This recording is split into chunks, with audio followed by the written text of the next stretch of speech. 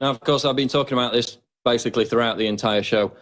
We had the police come out after this brutal attack in Chicago and say, oh, the kids were just being stupid. They weren't doing this because it was racially motivated. They were just messing around and being stupid.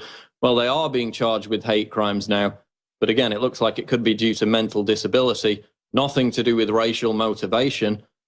This white, mentally disabled teen, again, abducted for 2 days, tortured, beaten, humiliated, forced to drink toilet water, racially abused, as it was all live streamed on Facebook. But I mean, Lauren, he's white. He had institutional power. So it can't be racist, right? Of course not. It's really amazing. We're starting out 2017, as many of us expected it would start out with, once again, proving who the fake news is. They said Donald Trump wouldn't win. Then when he did win, they said that this year would be the year that we would see a huge rise in hate crimes against minorities, and that the Trump camp would be invigorated by his hate speech and supremacy, and just the massive Hitler nation against blacks and Mexicans.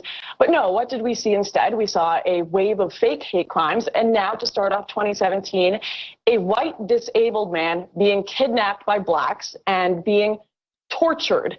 What are they going to do? What are they going to run with? Well, CNN has gone and said that these are just troubled kids. Even the sheriff has said these are, kids will be kids, boys will be boys.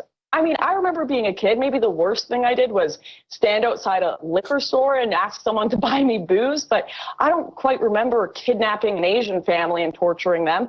This isn't a kids will be kids situation. Who really has the institutional power when they can get away with this and be defended for it? It's unreal. Yeah, I don't remember. I mean, I don't have many memories as a child because they've kind of faded away now, but I don't remember kidnapping somebody for 2 days, torturing them, forcing them to drink toilet water, cutting chunks out of their scalp, racially abusing them. That doesn't cross my memory. If that is the level for kids will be kids, then we're in big trouble. I mean, what part of the blame do you apportion, not just to Black Lives Matter, we're going to go on to talk about that, but this idea that anti-white racism and it being acceptable to be anti-white is now not only acceptable, but thanks to BuzzFeed, thanks to MTV, it's kind of cute. How much blame do you apportion to that kind of cultural meme? Right. It's almost it's a cool thing now. When I speak, I just recently tweeted out against Ariana Grande for some ridiculous statement she made, and I got retweeted by a big celebrity, Hasley, and every single reply I got from all these young accounts, 14, 15, 16, was shut up whitey. It didn't matter if these people were any race, even if they were white. They were saying shut up whitey, pasty, mayo, all these things. It's seen as a hip cultural trend. Great job, BuzzFeed. Great job, CNN. You've made it cool to be racist.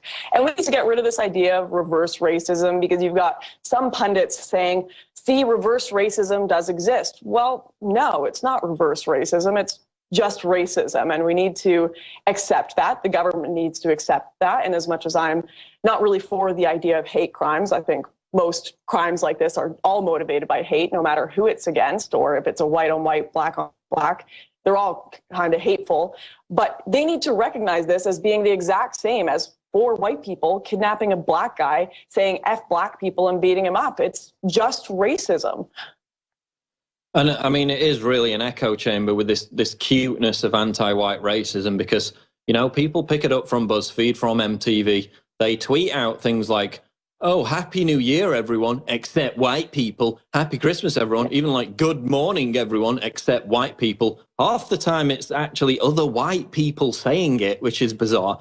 But you notice that when you quote their tweet or when you respond to their tweet, mostly within hours or even minutes, they either delete the tweet or claim that you've harassed them merely for quoting the tweet. So I think it still shows that they don't even know that this is unacceptable to engage in flagrant racism. As soon as they step outside the bubble and they actually face some criticism for this, they completely implode. They completely panic, right? Well, there are a whole generation of people that have grown up on not any sort of political ideology, but rather just the ideology of conformity. You'll notice a lot of these accounts, if people have engaged with them, are all pretty much the same. They all have the little Snapchat flower crown filter. They've got their little gendered pronouns or the dog face, and all of their tweets are not spelt properly, and they're all about lipstick, eyebrows, and tweeting at celebrities, and then suddenly they'll get engaged with politics, and it'll all be screw white people. Where do you think they're learning this? They're learning it from the Kardashians. They're learning it in their classrooms. They're learning it from BuzzFeed. It is totally a cultural thing, and none of it is unique. All of these people are conformists. It's an ideology of conformity. They have no individual personalities, no ability to question and see the nuance in the fact that maybe white privilege doesn't exist when a white guy can be special needs and get beat up and scalped and choked, and they can't see that nuance because it's all a young generation of conformity, and they have conformed to the worst aspects of our culture. And that's what happens when parents say, just let your kids, don't give your kids any ideology, let the culture dictate that. Well, they adopt what the modern culture is, and our modern culture is, quite frankly, cancerous right now.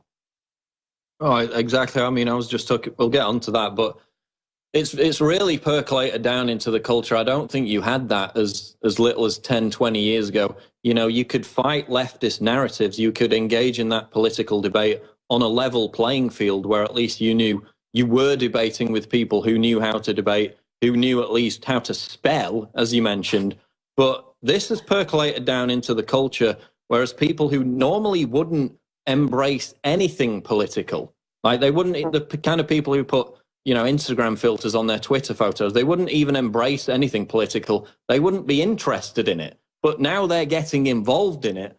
And that toxic combination between extremism and stupidity is exactly what's fostering a lot of this anti-white rhetoric, correct? Oh, absolutely. And the biggest thing that's happening too is it's being spearheaded by celebrities, and that's why you have all of these videos coming out with celebrities supporting Clinton, celebrities making videos of we need to oppose Donald Trump. A big one just came out recently, because if a celebrity does it, it's cool and people are going to follow it, whether that celebrity has an argument or not. And we need more people. I don't know if you saw Tommy Robinson the other day. He was challenging, oh, what's her name? She's the British singer. Lily Allen, yeah, we just had him on to talk about it. He embarrassed her absolutely on social media, and we need more stuff like that. We need more commentators and individuals calling out celebrities, because if you can embarrass them on social media, get retweeted by Lily Allen with counter arguments, these total conformist, just indoctrinated people will actually see there are other arguments. There are people with different ideas out there, and I think Tommy Robinson has done an excellent job of destroying people like Lily Allen and that's just what we're going to have to keep doing when it comes to this anti-white narrative as well.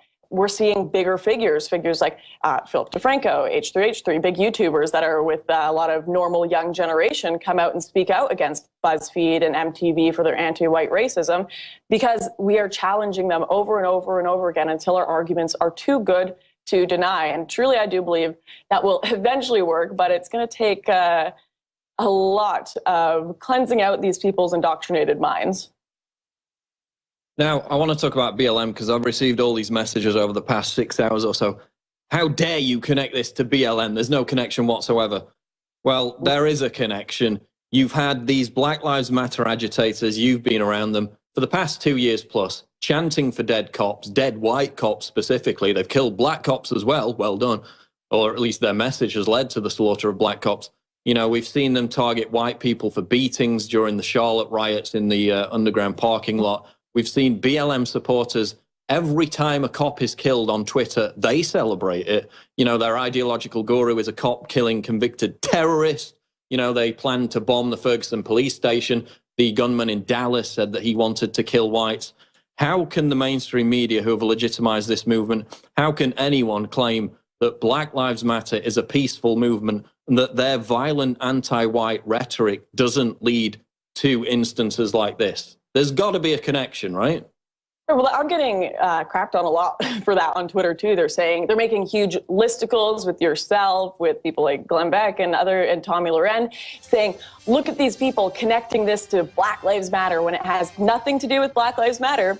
Sound familiar? Nothing to do with the religion of peace, right? They always have these excuses, but if Dylan Roof kills people in a church, then it's all white people's fault. We'll be back with Lauren Southern after the break. We have these headlines. Chicagoist, the BLM kidnapping hashtag makes a horrific tragedy even worse. Right, so a hashtag is even worse than the kidnapping of a mentally disabled boy. The torture, the 48-hour torture of him. Okay, a hashtag's worst. All right. Gizmodo. Alt-right trolls use Chicago kidnapping to spread lies about Black Lives Matter. So basically they're saying, and the police, the Chicago police, who have come out with some absolutely ridiculous statements, by the way, are now saying, oh, this has nothing to do with Black Lives Matter. Do you think for a second, if 4 Trump supporters had kidnapped an 18-year-old disabled black kid for 48 hours, tortured him and racially abused him, that the media would say that had anything whatsoever to do with the alt-right? Well, of course they would. The difference, of course, is that that's not happening. All the hate crimes blamed on Trump supporters are hoaxes faked by leftists. On the flip side, BLM-inspired violence is happening. It's happened over and over again. You had people murdering cops. In Dallas, he directly said he wanted to kill white people. They plotted to bomb the Ferguson police station. Ishmael Brinsley, the killer in New York, said he shot 2 cops in the head as a Black Lives Matter revenge attack. Documented examples of this anti-white racial narrative that's been created by Black Lives Matter, supported by the media, and it leads to situations like this. Yes, there's an obvious connection. Black Lives Matter is not a group. It doesn't have a headquarters. It's an ideology. Ideologies lead to actions. It's an extremist ideology. It's a racist ideology, and it's leading to racist attacks against white people. No matter how many headlines you put up, being outraged about my tweets about that, that is a fact. Lauren Southern, do you see a connection between BLM and this latest incident in Chicago? Right. So the narrative is the alt-right, right-wingers are trying to smear Black Lives Matter by connecting them to this incident. No one's trying to smear Black Lives Matter. Black Lives Matter smeared themselves. We're connecting the two because we're seeing identical behavior, and definitions change. Whether people like it or not, the definition of what Black Lives Matter is as a movement has changed because of its actions. A lot of people will say, if I tell a woman who is acting sexist towards a man that she's acting feminist, people will be outraged. But quite frankly, that's what act like now. So I'm in a connection. Same thing, BLM kidnapping. People maybe need to start asking questions of what has Black Lives Matter done to be compared to this rather than what has the right done. I mean, even the shooting of the TV reporter, you remember that? I think it was back in late 2015, early 2016, Bryce Williams. He gunned down that TV reporter live on air. He said that that was part of an agenda to inflame a race war. You know, again, we had Ishmael Brinsley. He said it was a Black Lives Matter revenge attack. We had demonstrators chanting for, what do we want? Dead cops. When do we want it now? Oh, what did they get? Dead cops. Direct correlation between their ideology and violence. So yes, we're obviously going to make the connection if they're screaming in his face, F white people, F Donald Trump, the narrative, the rhetoric that's directly associated with Black Lives Matter over and over again, whose ideological guru, whose inspiration is a convicted cop-killing terrorist, by the way, Assata Shakur. So we're going to make the connection no matter how offended you get about our tweets. We'll be back live on The Alex Jones Show with Lauren Southern. Don't go away. We're live with Lauren Southern of the Rebel.media. We're going to tell you how you can get her book coming up, Barbarians, How Baby Boomers, Immigrants and Islam Screwed My Generation. But just rounding off with this BLM issue, of course, the kidnapping, torture of an 18-year-old white kid there in Chicago. The leftist media more offended over my tweets than the actual 48-hour torture and abuse of a mentally incapacitated young man. Lauren, we've seen this rash of fake hate crimes by leftists, Islamists, BLM supporters. Do you think they're, hoaxing these hate crimes just to try and demonize Trump supporters? Or is this some kind of weird new form of virtue signaling that we're seeing here? I'm sure it's a bit of both. I mean, you got to think these leftists, they love it. They love their narratives. And in fact, they probably think it's moral too. And that's the most interesting part. They say it's to raise awareness whenever a hate crime that has been falsified is found out and exposed. And they think it is totally moral as long as you are taking down people like Trump. But what they don't realize is that along with taking down people like Trump and making him look bad, they're taking down the truth, and they're taking down honesty and all these good and decent things that make discourse, political discourse in our society, function properly. We can't solve race issues in America. They are being lied about and exaggerated on one end and totally misrepresented because of these people that are obsessed with virtue signaling and obsessed with their narrative. And quite frankly, they're going to lose if they continue this narrative because people are being exposed to the truth. Now let's move on to a slightly different issue. Same group of deranged morons, but you posted this thing, I think it's from Tumblr. You posted this a couple of days ago up on Twitter. Clover gender. Someone claiming their identity remains stuck at the mental age of a 13-year-old, according to this post. So that gives them the justification to embrace their sexual attraction to children. I mean, that's what I got out of it. Before you came on, we talked about a new Fox entertainment show where they had a 6-year-old boy who is transgender with a sadomasochistic ball gag in his mouth talking about his vagina. We've got Clover gender, whatever the hell that is. Why is the left attempting to normalize pedophilia? We see this again and again. Todd Nickerson, Salon.com, Cracked, talking about child porn. Why are they trying to normalize pedophilia? Right. Well, Clover gender, I'm not surprised. I wouldn't be surprised if it were real when you have people identifying as 6-year-olds and whatnot. That one may have specifically been a troll, but it does expose what the logical conclusion of a lot of leftist ideology is. And you know what's funny is that a lot of SOCONs, despite how ridiculed they are, they tend to be, they've been right about a lot of things. They said after gay marriage was normalized, then you'd get transgenderism normalized. And then after transgenderism, you have pedophilia normalized. What do you know? It's kind of happening order quite a bit. And we've got a society that they get bored. They have normal sex and they get bored of that. So they need something more interesting and more interesting. And the porn gets more and more messed up. The sexual lives and fantasies of celebrities that are exposed on TV get more and more messed up. And our whole culture, instead of being about morals, decency, moderation, being a person that has willpower to behave properly, it's just become about more. It's addicted to hedonism, and this is the logical conclusion of that hedonism. It's extremely messed up and based entirely on what I want now and not what is moral. And again, this really started back in the late 60s, where you had the foundation of sexual theology, the people who kind of became the authorities on human sexual behavior. I talked about it earlier, Alfred Kinsey, people like that. They were actually complete perverts. It's like going to Freud for all your psychology information. He was a complete nutcase, crack addict. Alfred Kinsey was a complete pervert, did horrific experiments on children, again, to try and prove something that wasn't true, that basically we're all completely perverted, we're all into this, and again, to legitimize pedophilia, and that's why you see it in the shows now. So you go back to the very foundation of sexual theology after the sexual liberation of the 60s, and it was perverts laying down the law of what was normal, when what's normal to them is very different from what's normal to the rest of us.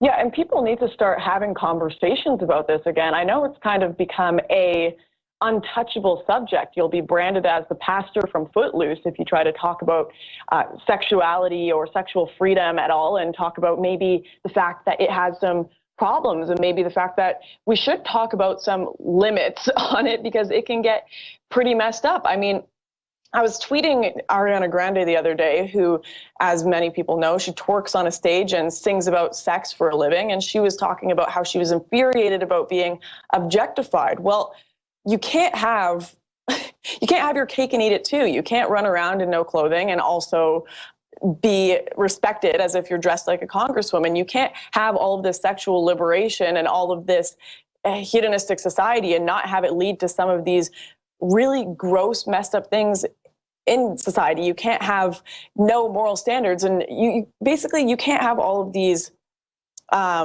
this double think. Maybe it exists in the classrooms of gender studies teachers, but it doesn't exist in reality. And we really need to have an honest discussion about the sexualization in our culture and in media, and especially towards children, which I don't understand why, but is becoming, well, I guess I do understand why to an extent, but it's becoming so prevalent. I mean, among politicians, I'm hearing about it more and more, and it's extremely disturbing, and we need to have an honest conversation about it.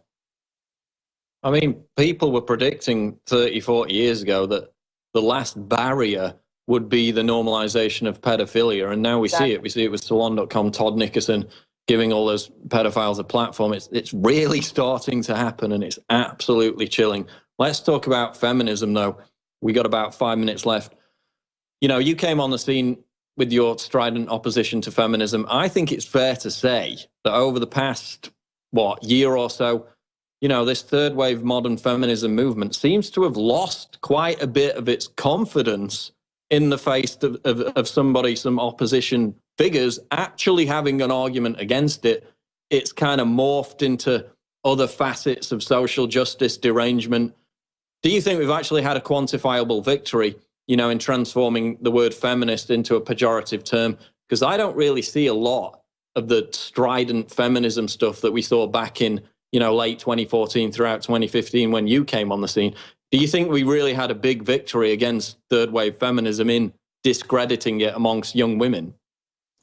I absolutely do. However, I think it's been mostly among the politically educated class that we've had an influence with. I rarely see political YouTubers, left-wing or right-wing, supporting feminism anymore. And when it comes to the politically engaged community online, it's really, you're hard-pressed to find feminists anymore. However, I do feel like I might be in my little bubble of politically aware people sometimes, because as soon as you engage the wider world, the celebrity-obsessed, drama-obsessed, makeup-obsessed, Kardashians-obsessed world, a lot of them are still just there to regurgitate the talking points of those celebrities. So as long as those celebrities are owned by Marxists, as long as they're paid by Marxists and leftists, you will still see feminism having a large influence on the popular, not so much politically engaged culture that are just there to vote for politicians because of their hair, to back up immigration because it's trendy, to love feminism and tout feminism because Katy Perry said so, or whichever celebrity it is during that week. And of course, the way they control this paradigm is the very few celebrities who dare step outside the box, who, by the way, some of whom message me privately on a regular basis and say, I completely agree with you, but I can't say anything publicly because it would ruin my career in 5 minutes. Many big people who private message me saying that, who we'd like to get on as guests, but they don't want to do it because they know the left is completely intolerant of other people's opinions and will crucify them. As soon as any of them, and it's rare when it happens, step outside of their comfort zone and actually criticize feminism, God forbid, they are absolutely savaged. The most rampant misogyny amongst the left is reserved for women who critique third wave feminism, right? Yeah, well, I think the actress, was it Kaylee? I can't remember her last name, but she's from Big Bang Theory. And she said something about not being a feminist, and she was just ravaged by the media. And that's exactly how it works. You step out of line, your career is over. And it's hard to blame some of these people. I get you've got work to do, you've got a job, this is your entire life. But at the same time, what is really important? Is this culture war important to you? Is the future of the West important to you? Or is your career important? And unfortunately, I think for a lot of celebrities, they're going to pick their career and their own life and Instagram popularity over the culture war. Luckily, there are a lot of us fighting in the culture war, like yourself, InfoWars, Rebel Media, Breitbart, and all the rest. And I think we're going to have to maybe change our strategy a little bit to have a proper influence. You have YouTubers like Blair White who are kind of taking on the whole snap Beyonce attitude to entice younger generations into more logical political discussion, but with a little bit of the flair of mainstream makeup and attitude. So we might have to change our tactics, but it's going to be a tough culture war against this. I'm seeing some signs of encouragement. I'm seeing more people, a lot of younger people, teenagers and so forth, coming out and saying, you know, I'm just sick of it. I'm just going to come out and say what I want to say. I don't care anymore. I'm seeing people grow balls on a more regular basis, and I think that can only be positive for encouraging more dialogue and actual diversity of opinion, which the left hates.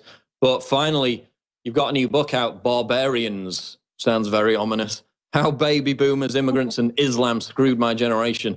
What motivated you to write this book, and what subjects does it cover? Well, the whole idea of the book is to talk about youth and millennials and the kind of dispossession of the Western soul, and a lot of the questions that young people have that are leading them to become alt-right, that are leading them to become identitarians, nationalists, all these things. It's because they're not having their questions answered, and these groups are not going to go away until they have these questions answered. Can society live in a multicultural world? Does multiculturalism work? Can we have such massive immigration? How are we going to fix race relations? Was it such a good idea to give up some of these older traditions we have? And I talk about the people who have suppressed the answers to these questions and have tried to silence this generation. And quite frankly, it's just a book that's trying to address a lot of the lost millennials that are searching in the dark for meaning, purpose, and a political ideology, because right now the mainstream media certainly are not giving them the answers they're looking for. Now, how are the reviews going on Amazon? Because I know a tactic of the intolerant left is to go and flood and sabotage the reviews. Have you managed to fend off that mode of attack? Right. Well, right now it's looking pretty good. Luckily, all of the reviews that are purchased reviews, the people who have actually gone and read the book, are extremely positive, 4 or 5 stars. It's the reviews that haven't bought the book that I'm finding it's 1 star and just the sentence is, "This is racist," below it. I think they just read the title. But I thought we told people not to judge books by the cover. Apparently leftists didn't get the memo, but luckily I'm doing pretty good on reviews at the moment. Thank you to my lovely followers and readers. Okay, just in closing, tell people, obviously they can get the book on Amazon.com. Is there a Kindle version? Is there going to be an audio book? Yes, you can pick up the Kindle version on the same Amazon page, and you can go to barbariansbook.com to find both of those. And I will be making an audiobook. I'll get around to that eventually. It's been a busy new year so far, but stay tuned and follow me on Twitter at Warren_Southern to see when that comes around. Okay, we'll leave it there for now. We'll be sure to have you back on the show. There goes Lauren Southern. Thanks for joining us, Lauren.